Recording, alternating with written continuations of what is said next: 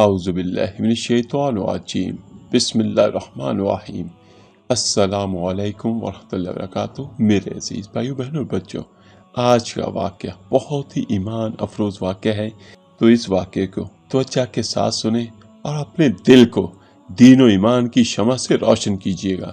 یہ واقعہ حضرت نوح علیہ السلام کے دور کا ہے۔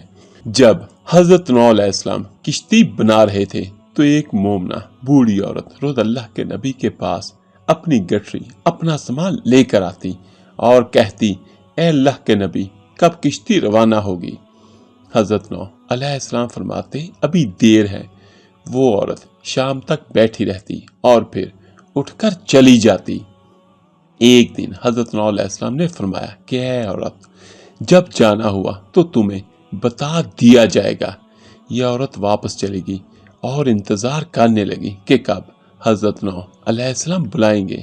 اسی دوران عذاب آ گیا اور کشتی روانہ ہو گئی۔ عذاب کیا تھا کہ زمین کے کونے کونے سے اور اوپر آسمانوں سے پانی ہی پانی ہو گیا۔ تو یہ دیکھیے کہ حضرت نوح علیہ السلام کشتی لے کر روانہ ہو گئے اور حضرت نوح علیہ السلام نے اس عورت کو نہ بلایا۔ ظاہری طور پر نوح علیہ السلام کو اس کو بلانا بھلا دیا گیا۔ جب طوفان تھما تو ایک دن حضرت نوح علیہ السلام کے دل میں محبت اٹھی کہ اس شہر کو دیکھوں جہاں سے چلا تھا۔ وہاں آئے اور قریب جا کر دیکھا تو ایک جھونپڑی میں دیا جل رہا تھا، یعنی روشنی تھی۔ حضرت نوح علیہ السلام یہ دیکھ کر چونک گئے کہ روئے زمین پر کوئی ایسا گھر بھی ہے کہ اتنے عظیم طوفان کے بعد بھی جس میں چراغ جل رہا ہے۔ انہوں نے وہاں تکبیر بلند کی تو وہ عورت سامان لے کر آ گئی اور کہنے لگی، یا نبی اللہ، کیا کشتی تیار ہے، چلیں؟ حضرت نوح علیہ السلام نے اس کو دیکھا۔ حضرت نوح علیہ السلام نے حیرت سے اس بوڑھی عورت کو دیکھا اور کہا، رکو بڑھیا، کیا تمہیں کچھ بھی پتہ نہیں چلا؟ وہ کہنے لگی، یا نبی اللہ، کیا نہیں پتہ چلا؟ کہا، اتنا بڑا سیلاب آیا، بارش آئی، تمہیں کچھ بھی نہیں پتا؟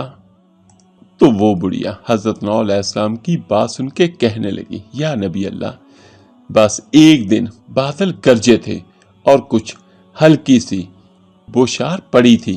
حضرت نوح علیہ السلام حیران ہو کر آسمان کی طرف دیکھنے لگے اور کہا، میرے اللہ، یہ کیا ماجرا ہے؟ تو اللہ تعالیٰ نے حضرت نوح علیہ السلام پر وحی بھیجی کہ اے میرے پیارے نبی، اس عورت کے دل میں چونکہ تمہاری محبت تھی اور تم نے اسے پابند کر دیا تھا، اور چونکہ تمہارا اس سے وعدہ بھی تھا کہ نجات کی کشتی میں اسے لے جاؤ گے، جبکہ تم نے اپنا وہ وعدہ پورا نہیں کیا، لیکن اے نوح علیہ السلام، میں تو تمہارے وعدے کا ذمہ دار تھا، اس لیے میں نے اس بڑھیا تک عذاب پہنچنے ہی نہیں دیا۔ سبحان اللہ۔ میرے عزیز بھائیوں، اس میں نجات کی کشتی وہ تھی جس میں حضرت نوح علیہ السلام نے اپنے حواریوں کو، یعنی جو انہیں مانتے تھے، اس کو لے کر چلے، اور سب جتنے بھی چرند اور پرند تھے ان کا ایک ایک جوڑا بھی لے کر چلے تھے۔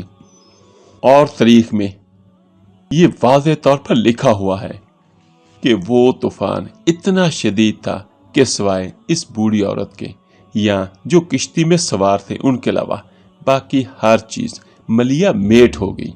اور حضرت نوح علیہ السلام کو ہمارے دوسرے باپ بھی کہا جاتا ہے، لیکن یہ دیکھیے کہ اس میں سب سے بہترین اور سب سے بڑی بات جو ہمارے لیے کہ اللہ جو چاہے جب چاہے کر سکتا ہے۔ ہمیں کبھی بھی اللہ کی رحمت سے نا امید نہیں ہونا چاہیے اور ہر وقت اللہ پاک سے اس کی رحمت مانگنی چاہیے، اس کا کرم مانگنا چاہیے۔ جب بھی ہمیں کوئی مصیبت ہو، کوئی پریشانی ہو تو اللہ کی طرف رجوع کریں، نماز پڑھیں، قرآن پاک پڑھیں، دعائیں کریں، اور آخر میں دعا ہے اللہ پاک ہم سب کو ہر مصیبت، ہر پریشانی سے محفوظ رکھے۔ آمین ثم آمین۔ اللہ حافظ۔